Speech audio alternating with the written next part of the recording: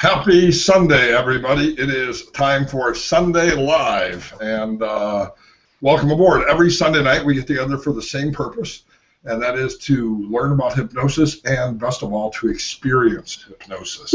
And Scott and I are always the hosts, and we try to have some interesting and awesome guests to share their expertise as well. And so tonight we have the world-famous Alan Barsky with us. And Alan Barsky is an awesome guy. I'm going to let him introduce himself here in a moment, but I'm really glad that you have joined us, and we look forward to spending some time talking about Alan and some of his work and his garden as well, but also talking with him or letting him guide us through a process, an unpublished process of Ormond Gills. So it's awesome to have everybody here tonight. Scott, I'm going to type in the chat room as I usually do, so you're up to bat. Hello, everybody. It's great to have you guys here on another Sunday Live. As Richard mentioned, our guest tonight is Alan Barsky. And Alan and I have known each other for many years. I believe the first place we met, and he'll correct me in a moment, I believe the first time we met was in Michigan at the IMDHA conference, but it might have been a different conference. No. We met IMDHA in Detroit. Yeah, that's what I thought. I thought we met at the Detroit conference. I think it was your first conference, perhaps. It was my second conference. My first conference was an ABH conference because it was down the street from my house. And the first time I met you, or the first weekend that I met you at that conference, it was you and Michael Elner and Peter Blum. And the three of you, I had such just vaulted, feelings and beliefs about the three of you guys, and I still do. But I remember coming down to breakfast, and I was seated alone, just kind of eating by myself, and the three of you were 2 or 3 tables away, and you invited me over to your table, and it freaked me out. I was this 19-year-old, 18-year-old kid, and you guys invited me over to your table, and I came over, and you guys were being mean to each other. You guys were making fun of each other, and I was shocked by this.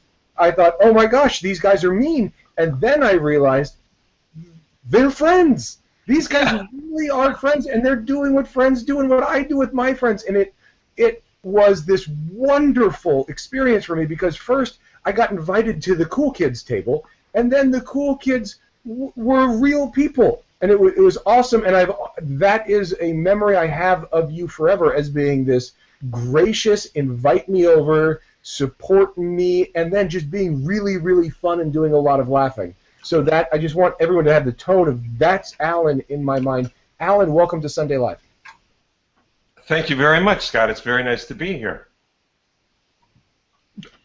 So what question is it I'm supposed to answer now? Well, you're not supposed to answer a question yet, but people are already asking questions, which is awesome. Everyone always has their I met Alan. How come I can't read at the bottom what people are saying? Well, because they're actually using the chat room embedded on my webpage. But don't worry about it, Alan. I will read you any questions that they have. Or you could open up 2 windows if you wanted to. But everyone has an I met Alan Barsky story. So here's mine. The first time I met Alan was about 2006, 2007, and met him at a convention and started talking, and he asked me a question about online marketing or something like that. So I said, come up to my room, and so he followed me up to my room, and he thought to myself, wow, I'm up here in a room with Richard, and I thought, wow, I'm up here in a room with Alan Barsky, and we became like instant friends at that very moment.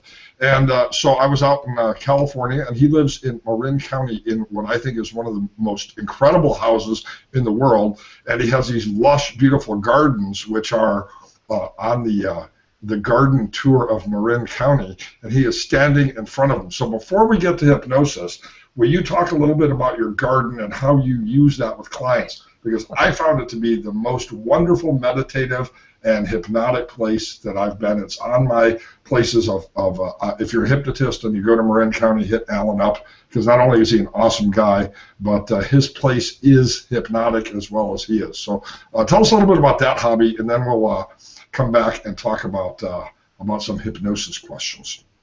I'll explain a little bit about the garden because it is somewhat famous, and then I'll explain how I use it with my clients. And everybody can use wherever they are to use whatever is around. Garden's a little special. If anybody's been to the Japanese Tea Garden in San Francisco, in the Golden Gate Park, my father-in-law landscaped and designed the Japanese Tea Garden. my wife's dad. And so he duplicated that here in our backyard. So this is part of who we are. And also he was very helpful to the Japanese American community, particularly after World War II when things were difficult. Other stories. The garden itself is, oh yeah, so how many people came to visit me just 3 Thursdays ago? How many people came to visit you, Alan, 3 Thursdays ago? Almost 800 people showed up in my little backyard to visit us. It was part of a garden tour, and they paid $45. All the money went to charity. And we had ongoing trucks leaving people off with docents scattered all around explaining the history, because a lot of it has to do with gardening as well as the Japanese American community. We have actual fossils back in there and a pond and a little waterfall. And okay, so we rented out for movie locations and photography locations. My favorite was this summer when a Japanese TV series came in and they wanted to rent it. And what they had was an actor in our bedroom, drenched in blood, who then ran out into our driveway, stabbed somebody to death, and then buried them in our backyard. So I don't know too many people who can say that. And my favorite part of it was when I had to send an email to all the people in the neighborhood, I said, you know, because the trucks are coming, they have to let them know about traffic and stuff. So I said, now, if you're planning on stabbing somebody to death and burying them in your backyard, Sunday's the day to do it, because virtually nobody will be able to figure that out. And I got some great emails from the neighbors. So we do have fun with the backyard. How do you use it with clients? How do I use it with clients? Okay, first of all, yeah, I know I have a backyard, but I did virtually the same things when I was just in a smaller office, and just I used whatever was there. So if I know that somebody's coming, he's kind of an adventuresome person, when he shows up, I'll have notes at the front, and I'll tell him or her to walk through into the next door and then determine if they go to the right or to the left. And go to the right if you're absolutely certain you're ready to work on your issue today, and go to the left if you're unsure. Well, I just wait on the other side. They walk through one way or the other. If they walk through that they're certain, ready to go, I'm ready to go. If they walk through that they're uncertain, I play it out that way. But they've already been part of a visceral experience. And it's that visceral experience that I think starts the induction process. You know, the reason that's awesome, well, one of the reasons I think that's awesome is one of my favorite authors is a woman named Rachel Naomi Raman, and she's a therapist who does a similar thing. It's different because of the topography or geography or whatever layout of her home, but she has sort of a garden in the front, and she does a similar thing now that when she sees people at her home. So I don't know if you know that about her or even know her work, but you guys have that in common. And if you guys don't know who she is, you should read her books, Kitchen Table Wisdom, My Grandfather's Blessings, The Will to Live, things like that. She's a brilliant woman. Thanks. I'll look her up. Yeah. There's all kinds of ways. I have a bridge there. So if somebody's struggling with something, I'll take them to the front of the bridge, little Japanese bridge, and they'll be on one side. Or if it's a little kid, right, little kids, make a wish. Make a wish. And if the kid makes a wish, and they seriously, you could just see them make that wish, and then they cross the fish pond, on the bridge, and then on the other side, of course, their wish comes true. And sometimes if there's a resistant client, I'll yank them and we'll act out in drama. Come on, and pretend to pull hard, and they'll fight, and then we'll get to the middle of the pond, and then they'll dump all their stuff into the pond. The fish will eat it. They love fish, love crap, and then get to the other side. But it doesn't, last week I had my first gambling client, and we fixed her. It was her second session, and she was so happy. That's what she said. She started jumping up and down. I said, great, run out to the backyard, run around and do laps. And she did, and that kind of, again, cemented the experience. However, I really want to point out that if you're in a straight office, you have a wastebasket. Well, people can dump their stuff into the wastebasket. You can have people go through the portal in the same way. You can look out a window. In fact, when somebody lets go of a lot of tough stuff, I'll open up the doors or a window and let that stuff out. So they have the feeling that this whole place is part of the overall process. wherever it might be. No, that's awesome. And I've always recognized you've been one of my favorite hypnotists, one of those guys who I would go to at any time if I needed to deal with something or was seeking any type of change or empowerment, because you're so hands-on and so involved with clients and really always looking for using anything that's present in the context to create a solution. By the way, let me ask you a question that's actually from the chat room, because you are an expert at this type of change work. So the question is, if somebody has a behavior they'd like to change, what would you do? How would you go about rewarding yourself in the moment for taking the right approach to a situation and avoid slipping back into old behaviors? In other words, a towards motivation rather than an away from motivation. How would you reward yourself in the moment for taking that right approach, anchoring the good feelings to taking the right approach? I can't wait to see what the physical answer is. Well, one thing that I do is marble. So throughout the day, when you go back to your office, you're working on a problem, marbles in an empty jar. So, you just did something. You did something right. Oh, good. Put a marble in. Oh, you got, let's say, a procrastinator. But you made that phone call you didn't want to make. Put another marble in. Make it sound, make it kinesthetic, and pile these up. And by the end of the day, you'll realize that you've really accomplished a lot, and you stay on your goal. That was worth the price that I paid for this show tonight, Alan. That is an idea I hope that everybody does. And I have been doing construction all day long on office stuff, and I will have marbles in my office by tomorrow. Thank you to Alan Barsky. So Alan is one of the hypnotists that I like. I'm just going to comment on you as if you're not here, Alan. Forgive me. I'll say it to you instead of about you. You're one of the hypnotists that I really like because you get the kinesthetics so involved. I mean, you get so physically interactive, and you get the client kinesthetically involved in this stuff. And I think there's such an anchoring component to that I know for me, I get so into language and storytelling and all that I can, a fault of mine is that I can get so in the weeds of patterns and storytelling that I lose, one of our five senses and don't get into the physicality of it, which I think is so awesome to see modeled well. You're welcome. I think one of my advantages is I have a lot of ADD going on.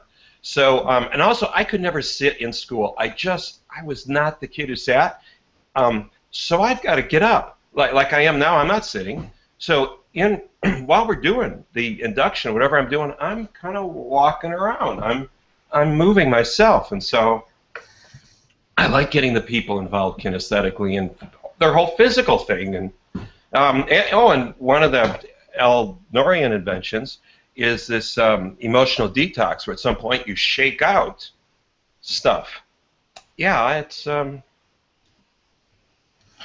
Yeah, I imagine some people are wondering, how do I know that name, Alan Barsky, if they don't already know Alan Barsky? And that is, of course, the Elner Barsky emotional detox technique. And that is an awesome strategy that everybody should, in fact, learn. I think that hypnosis professionals will probably be teaching that 80 years from now, because it truly is a really useful strategy. It is very useful. In fact, I can cut that out of our book and send it to anybody who emails me, just that little one section. Happy to do that. I don't know how to get Unstuck book and some other books. Weren't we supposed to talk about another book today?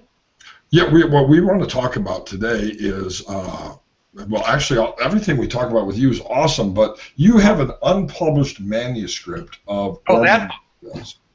Oh, I was thinking of the Quantum Focus book. Oh, okay. Yeah. Scott, why don't you guys talk about that? Okay, well, quantum focusing is... By the way, hold on, let me interrupt. Every Sunday night, we get together for the same purpose, to learn about hypnosis, to interview some great leaders in hypnosis, and to experience hypnosis. And Alan's going to share with us a process here in a little bit that's actually from the unpublished manuscripts of Alan Barsky. From Orman McGill. In the meantime, Alan is a good friend of Michael Elner's, and we've had something special going on. So, Scott? Yeah, so Michael Elner is a friend of ours and a great guy that you guys know. He's been if you know anything about hypnosis, you know who Michael Elner is. I don't have to explain to it, that part. He was in a car accident, and he is absolutely fine. He's okay, but his car was wrecked. And so we, being the kind of friends that we all are to each other, as a community, want to do something for him. So we decided to put his book up, a PDF of his book, Quantum Focusing, which Alan just held up. A PDF of that book is for sale in the Hypno store right now, right above the chat room, right above this video. I believe it's there. And 100% of the money goes to Michael so he can get another car. It's a great book. There's a couple little formatting issues because it's a PDF, but the information is so awesome and the price is so low. And there's recordings that are from like the late 80s or something like that. Yeah, there's actually 2 recordings that Michael Elner did back in the early 90s, I think, probably right around 1990, as well as the PDF, which the PDF was created from an OCR scan. There's lots of typos in it because of the machine read of the old PDF. People find that distracting, but the reality is it's got great content that compensates for apostrophes being turned into R's or whatever OCR errors are present. The recordings are not high quality in its audio quality, but they are high quality in the content, and they're going to give you some great ideas for implementing the ideas of quantum focusing in your own practice. And Alan, you've done a lot of quantum focusing in your practice. Tell us a little bit about it and why it's so useful. Quantum focusing is the essential foundation of everything that I do, but I'd like to point out, I went on the internet today, you can get the quantum focusing book that everyone's going to pay whatever you're charging for, new, $188 on a book, so you can look it up yourself.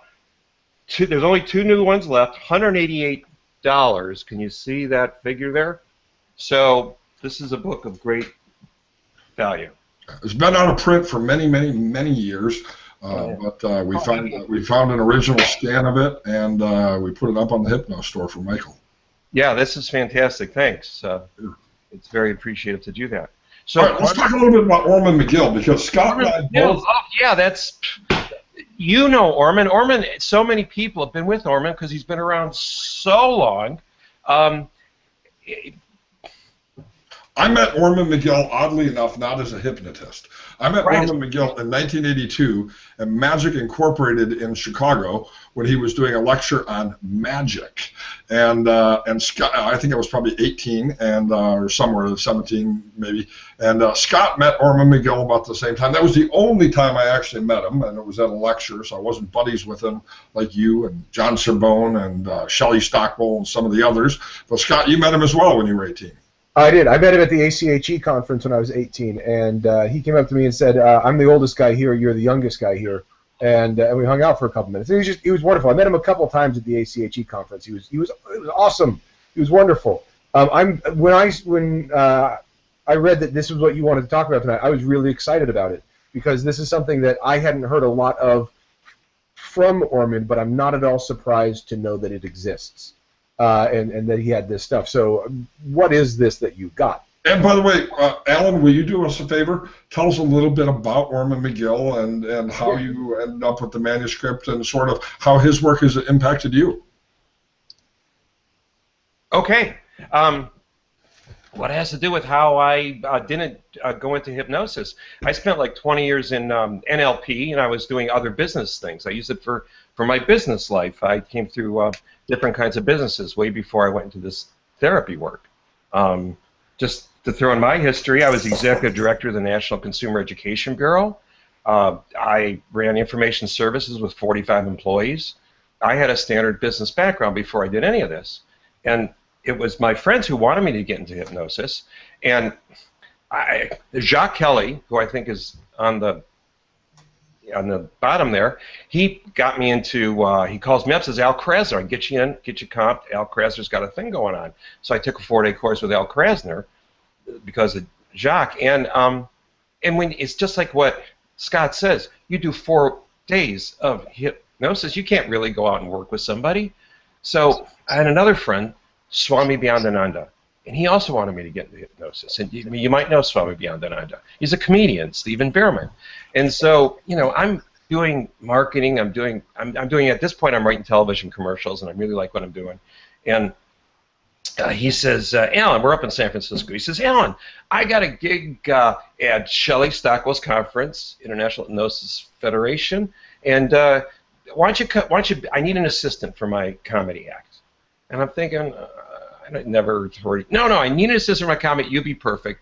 Come on down. We'll drive down there, and it'll be a great thing. So we drive down. We had a great time driving to L.A., Long Beach, and we get there, and sure enough, there's a nice suite, just like he promised me. And he goes on Thursday night, he goes, oh, you know, I don't need an assistant. You're kind of stuck here. It's a hypnosis conference. Why don't you hang out for 3 or 4 days? You know, we're stuck here, and it'll be nice. And it's Thursday night, and I'm going, okay. And I go down to the lobby, and it's completely empty except for there's 5 guys, and the 5 guys are in the lobby in a circle, and they're all telling jokes with each other. And I'm thinking, well, maybe they're hypnosis people. And I skedaddle over there and listen to the jokes, and I slowly get to the circle, and the jokes come around. Sure enough, it's my turn, and then I told a joke, and they're the presenters for the conference. And so I was introduced to hypnotherapy with the presenters and from the presenting side. And so I've always taken that stance with whatever I did. And at that conference on Sunday, I went to the guy at the bookstore, happened to be a guy named Peter Bloom. And I said, all right, Peter, listen, I've had everything comped. You know, I don't want to spend a dime. I'm going to buy 1 book, just 1 book on hypnosis. That's it. What should I buy? He says, come back in 2 hours. I come back in 2 hours, and he hands me a tape of Orman McGill being interviewed by Shelley Stockwell. I took it home. I watched that. And I was just enamored. I was entranced. It was in Colorado. I said, I'm going to go study with that guy. I'm going to figure out where he is in Colorado. I'm going to go study with him. And I look him up, boom. And he's teaching in Marin County at the Hypnosis Training Institute. And so I joined that for a 9-month course. And sometimes he was there and studied, and we studied his techniques. And, of course, Randall and Marlene got me my certification and so forth. And then also he would have parties. This is where you Richard, there was a magician. I had magician friends, and they invited us to parties Orman McGill would be at in Palo Alto. So it was half hypnotists, half magicians. We all got along great. And Orman was like the center of everything. And some people, like you, knew him for years. Michael Ellner worked with him years ago. Every generation, somebody's worked with Orman. So tell us about this unpublished manuscript you have. Unpublished manuscript. Actually, I'm friends with Cheryl Williams, and she was a New York psychiatrist for many years. And when I mentioned I was studying with it and that I thought I was going to go do this professionally, she said, I have something special that Orman gave her. And here's the unpublished manuscript. It's just in a thing. You can see it typed. It's typed, you know, and it's typed with like here's a T that goes up and an H that goes down, if anybody remembers typewriters. And so it's a typed thing. And inside this book, besides him discussing it, he calls it Power Hypnosis, there's some things on thoughts. And I found the thing on thoughts absolutely valuable for clients. I like to see a client 6 times, 3 to 6 times. That's what I tell them. And when you do that, you need material, and this material is great because people don't always know what to do with thoughts. People think you are your thoughts. They think you're ruled by thoughts, and that's what's controlling you and ruling you. And when you get to that place, the Buddhists call it the monkey mind, the chattering mind. When you get to that place when you know you're not your thoughts, it's having control over your mind and control that you can turn your thoughts on and off at will. That you're some kind of living entity living in this, bag of electrical water. Everything shifts, and you go into this witnessing consciousness place where he describes it, which is important to know because he goes into it in the script. Witnessing consciousness is where you're here, and everything in the world, this is all your dream. You guys are in my dream, I'm in your dream, and it's only our perceptions, and I am as you see me. And you watch things take place. Taoism talks about, people who watch themselves walk, and you become ever present, and without any emotion, you watch what's happening in your life, and so you get to act instead of react. You get to observe, and time slows down. Time slows down. It's just amazing how when time is slow and you're vibrating at a high level, and time just gets so slow, and you have all the time in the world to, well, grab that cup as it before it falls to the floor and make decisions as to what's going on. And even in the most difficult situations, you have your own personal control as to what to do. Witnessing consciousness, watching yourself do what you're doing. It's a great concept. Yeah, and that's, directly related to, of course, the idea of mindfulness and observing a thought rather than being the thought. And different philosophies or methods have expressed it in different ways. Cognitive behavioral therapy talks about cognitive fusion and uncoupling from those obsessions. But the idea that you've expressed here in the word witnessing is really a real simple concept that I think anybody can get their head around. You've had a lot of success sharing this technique with your clients, I'm assuming. Yes. My clients come back and they tell me, all right, the happy heart, peaceful mind, like 2-3 years later, somebody will come back. They'll say, okay, happy heart, peaceful mind, playful spirit, the essence of quantum focusing is something they can take with them to work, wherever they go. It's the opposite of hypnosis. You don't come to a hypnotist, you take that 5-minute thing, the Eleanor Barsky, and now Kelly Woods is part of the deal too. And she's way smarter than the both of us, so that's kind of upgraded it.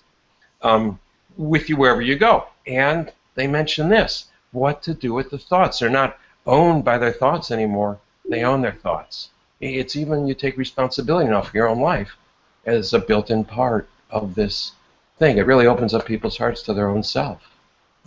That's awesome. By the way, speaking of Kelly Wood, she actually asked a question in the chat box. A couple questions in the chat box, so I'll ask these of you. Speaking of type, Alan, this is Kelly Woods typing. Alan, you're somewhat of a savant on fonts. What do you think about the influence of fonts, and what is your favorite font? I know that fonts influence what we do. I do love different fonts, and I think they give a whole personality. I'll share this. One of the things that I do is I belong to the Strategic Action Team. We're a political force of people from the George Soros trained political movement. There's 5 of us, and we've been taking on political clients and helping them win whatever they're running for. We've never lost. And I just prepared some work for them, and I used Baskerville. I think Baskerville is the one that tells the story the best. I myself love Savage. It's kind of a 17th century thing. Depends. It's personality. Fonts are personality. It depends on what the font is. But if you're going after something that's serious and important, I'll tell you right now, Baskerville's the way to go, particularly in print. Andy Remy says it's great to see you being such a mensch. And he's got a 3-month-old granddaughter who seems to cry a lot. What technique would you recommend to stop this overly dramatic behavior in the 3-month-old child? I don't know anything about children. That's the best answer all night. All right, Scott. What remarkable questions do you have for well, it's just a silly thing, but I want to ask it anyway. I love the idea of there needs to be a unified belief on there is one font that denotes sarcasm. Do you think there should be a font that explains a sarcastic tone, and if so, what font should that be? Comic Sans. But do you think people would use Comic Sans? Well, it's an embarrassment to use Comic Sans, but if I was doing something sarcastic, it shows that you're so off to the side. Yeah, I would use something, and then sarcasm inside Comic Sans, I think, expresses that you're not serious about it, that you don't mean it. Sarcasm is really tough. People on the West Coast don't understand. The East Coast, when you saw me, myself, Peter, and Michael Elner pounding back and forth, that's an East Coast, Detroit, New York kind of deal. Hey, forget about Chicago. Out here, you got to be nice, particularly in San Francisco. People actually expect you to be nice. When there's a problem on the road, people don't even honk. My wife, she saw ducks crossing the road. She slams the car, tells everybody else to stop. She let the ducks cross the road. That little story out in the local paper. People are nice here. They love little animals. By the way, a discussion on fonts seems a little out in left field, but the reality is it shows that hypnosis is not only in the spoken word, but certainly in our written communications as well. And Alan mentioned his political work, which I think every hypnotist needs to recognize that if you are good with the written word, which you probably are if you're a hypnotist, and you can mash up some awesome fonts, you can probably make big bucks as a political consultant. So there's another opportunity for hypnotists. We definitely, yeah, it's a little bit more than what you get as a hypnotherapist, which is we need to really upgrade the finances of most hypnotherapists. And I know Scott's been really absolutely making it level, asking us all for that survey. Who would have thought of that survey? And Scott has brought all of us together, I think, in a way that no one else ever has before, that we're all in this together, and we're all on the same side. And that's why it's important to share whatever is going to work for us. Good. All right, now you have a process, Alan, that you mentioned here and that you talked a little bit about, and I think your theory is probably the same as mine, which is it's easier sometimes just to experience something than it is to explain something. So will you guide us through or lead us through this process tonight that you have planned on guiding us through and leading us through so that we can experience these strategies of yours and Orm and McGill's? And we'll turn off our microphones and cameras so that we're gone as distractions, and so our screens will turn off, but we'll still be we'll just be listening and watching you, but you won't see us. In other words, we're giving you the floor as you guide us and participants. Okay, who do I look at though? Look at the camera. Because you're talking to all of the people who are in the... well, this is like a TV commercial. Wait, let me just bring my stuffed duck out so I have something to stare at. I'll be right back. So I'm really glad to learn that I'm not the only hypnotist with stuffed animals and that Alan Barsky has them too. So I should point something out about this because it's super important, I think, for all so much bigger than I expected. That's just the duck bill. Wait, there's a lot more. It's platypus act technically. I call it Sir Francis Drake because there's a street out here called Sir Francis Drake. You know, one thing I learned from Michael Ellner is people come here with real sorrow. People come here with real problems, but it can also be handled with a lightheartedness. And they don't expect that. It's kind of a break state, and it's helpful. And in particular, a lot of my first clients were professional models in the area. Actually, the children are professional models, and it was just a great source of clientele. And so you have a 19-year-old beautiful gal is about to have hypnosis, and so you know, having a giant stuffed animal. So I would just give it to them and see they're covered up and it's safe. It gives complete safety for your client if they have anything that they might be worried about. And so I recommend a large stuffed animal to any male hypnotherapist. It's just a great way to help people feel safe. And it turned out everyone loves holding on to a large stuffed duck. So I recommend it for all hypnotherapists because it's just, you know, who doesn't, you know, you think you're working on stuff and you've got this nice. Anyways. So. I do have a 5-foot bear named Wally. 5 foot's a little big, but thank you for sharing that. And you can make an appointment with me in a therapy type setting. We can discuss that. I'll bring him to your garden next time I'm in California. You guys are totally welcome. And Alex, you know, when Alex takes his boy, when he takes his trip out to San Francisco, I'll be happy to show him at least a couple of cool places. Very, very cool. Very cool. All right. So all right. You're on. You're on. We're leaving you with our audience. All right, and I might go a little faster because I realize everybody's a professional and you know how to put yourself into a trance, and sure. I think you want the information. And I'm just going to talk in the way I do talk, and here it goes. So I just have to put the duck over here.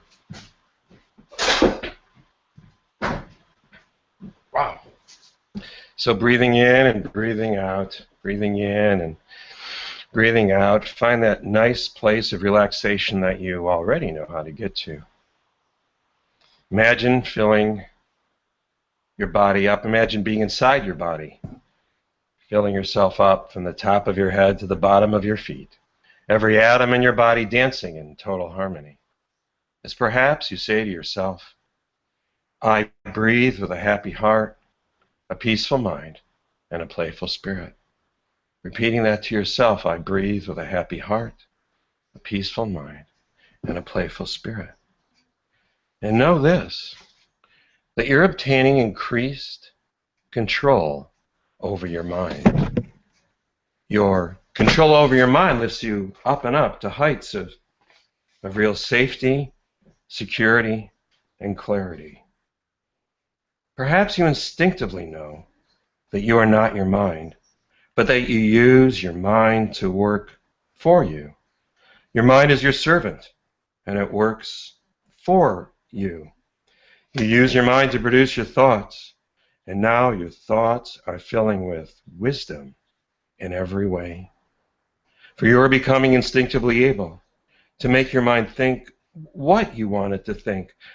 You're gaining automatic control of your mind, and it begins to think what you want it to think. And you're also becoming instinctively able to make your mind think when you want it to think, when you want it to think, and to stop thinking when you do not want it to think. You're gaining increased control over your mind, and you can make a game of it. You can go to a light switch and turn the light on, and at the same time turn your mind on, or turn the light off and turn your mind off. And you can make it think when you want it to think, and to stop thinking when you do not want it to think. Because when you use your mind, it is becoming under your control, and the thoughts you think are orderly and disciplined. You can turn your mind on and off at will. For you are becoming instinctively as well a witness to your thoughts. You witness the thoughts as you think them. Your entire sense of perception is that of becoming a witness to your thoughts. For you're obtaining perfect control over your mind, and this increased perfect control over your mind is now your very own. Your subconscious makes it become your reality of the way you use your mind from now on. And so know that your mind has 5 main functions. You are learning now that your mind has 5 main functions: right knowledge, wrong knowledge, imagination, sleep, and memory. Remembering this always as you learn that your mind has 5 main functions: right knowledge, wrong knowledge, imagination, sleep, and memory. Always following from now on these functions of mind to benefit your life from now on. Right knowledge, positive thoughts, positive thinking. You will use your mind automatically now to bring in right knowledge for you, helpful thoughts, useful thoughts. You will make the right decision. You will do the right thing. This is your place of action. Right thinking, positive thoughts, helpful and useful thoughts go into the part of your mind of action. Right knowledge is the way you'll use your mind and act.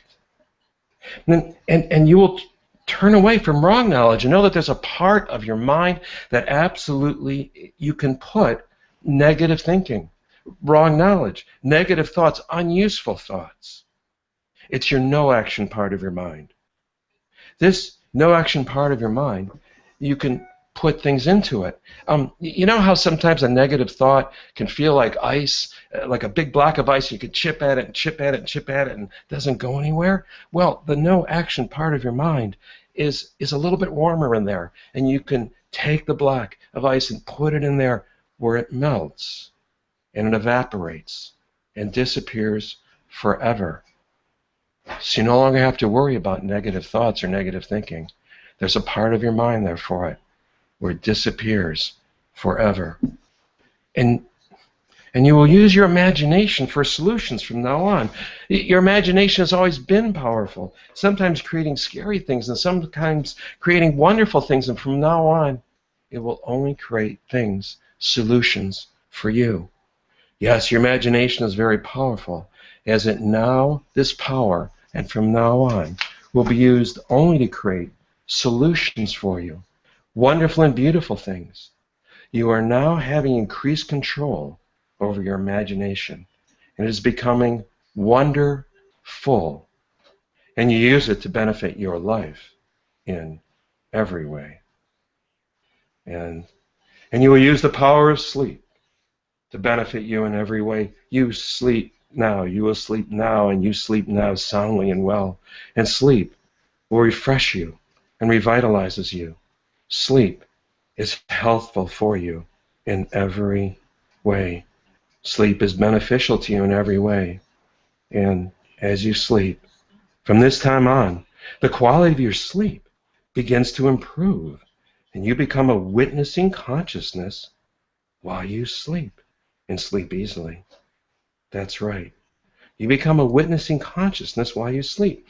Each night as you go into deep sleep, and you can sleep as deep as you enjoy, you become a witnessing consciousness as well while you sleep. The same way your breath continues throughout your sleep and watches over you, keeping you safe and secure. Your body will sleep fully and benefit from the sleep, while your witnessing consciousness watches over you while you sleep. Your body sleeps and benefits from the sleep, making you well, happy, rested, healthful, happy in every way. Your body enjoys allowing yourself in refreshing sleep, and while your body sleeps, your witnessing consciousness remains. This completely advances your control over your mind and thoughts. And you come to use your mind and thoughts for the superb instrument and value that they are. And you will use your memory accurately. You will remember things and recall things perfectly. Your memory functions perfectly in every way. Your memory functions perfectly. Your memory functions perfectly. Your memory is accurate and precise. And you will always have memory of things as they actually are. And know this, you are now free from any and all disturbing memories from out of the past. And yet, you are now free from any and all disturbing influences or emotions connected to memories from out of the past. You are now free, for all those past memories have lost all influence over you as you live your life in the here and now. As you live your life fully in the here and now, you don't worry about the future or regret the past. You live your life fully in the here and now. That's time traveling. And the only place you can be is in the here and now. And now you appreciate fully that you are living in the here and now. You appreciate fully that you are living in the here and now. You appreciate fully living in the here and now. All these 5 functions of mind are becoming completely under your desire and under your control. And now you can use these 5 functions of mind to benefit your life in every way. The functions of mind are at your command. The 5 functions of mind, the right knowledge, positive thoughts, helpful and useful, are in the action part of your brain and always yours and from the place you now act in your life. Oh, negative thinking, unhelpful, unuseful, the wrong knowledge part, you have a place in your mind for that, in your brain, and where it's a little warmer, and you can just put those thoughts in there and they melt and disappear. You can now sort those thoughts like laundry. You can sort your thoughts like laundry, helpful in the action part, unhelpful in the no action part. Your sleep brings you wonderful rest and well-being. And while your body sleeps, your witnessing consciousness will remain, advancing your control over your mind and life. And your memory functions perfectly, as you use your memories to aid you to live life fully in the here and now. Oh, all of these suggestions go deep and are welcome into your subconscious and go deep into your subconscious and become your reality. They become your way of life every day. The power over the 5 functions of mind is now your very own. For you now have increasing control over using correctly the 5 main functions of mind that are now yours, and they will cause you to use your mind correctly for your better destiny and will benefit you in every way according to your highest ideals and values. Such is the case. Breathing in and breathing out now, and counting up yourself from 1 to 5. Joining us now, alert, focused, and in the moment. 1, feeling one with yourself. 2, feeling good about you. 3, feeling happy and free. When you'll awake with a smile on your face. 4, more and more as these words come to you, they become part of your life. And 5, alive now, alive, 5 and alive, back to this here and now time. Awesome. Excellent. Excellent. Awesome. Excellent and awesome. Oh, good. Yeah. Thank you. You know, every Sunday night we get together with the same purpose, to experience hypnosis, to learn about hypnosis, and to share hypnosis with each other.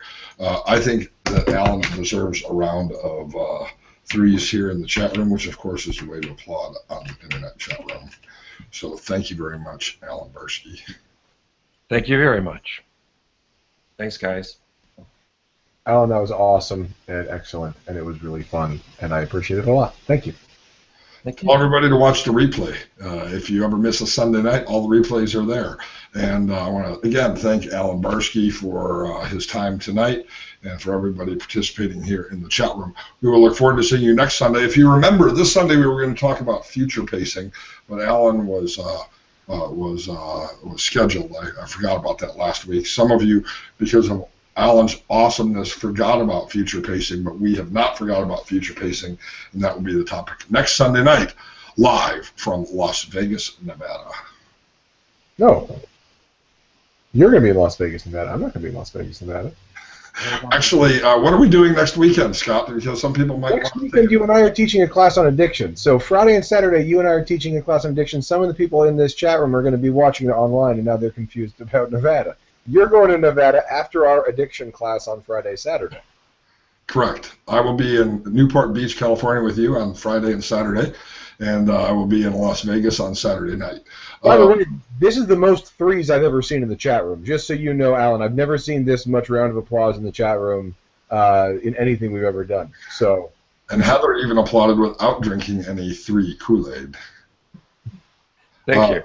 So next Sunday night, Scott and I will be talking about future pacing. Next Friday and Saturday, we'll be talking about addiction in hypnosis. And you can go to the link right above this video, and you can get some awesome videos that Scott and I recorded on that subject in Florida about a month ago or a couple weeks ago. So. A couple weeks ago, and those are free. Just watch those videos. Right above the video here says Access Hypnosis for Addiction videos. Go check them out. And get the Quantum Focusing book, because it's out of print and it's normally like $120, and we're giving it to you for way less than that, or $180. Golfing. He teaches golfing, tennis. It's everything's in that. Just go get it, and the money's going to get Michael a car, or help get him a car. All right. Take care, everybody. Thank you very much. See you next Sunday night. Same time, same channel, same place, same awesomeness, and see you then. Bye.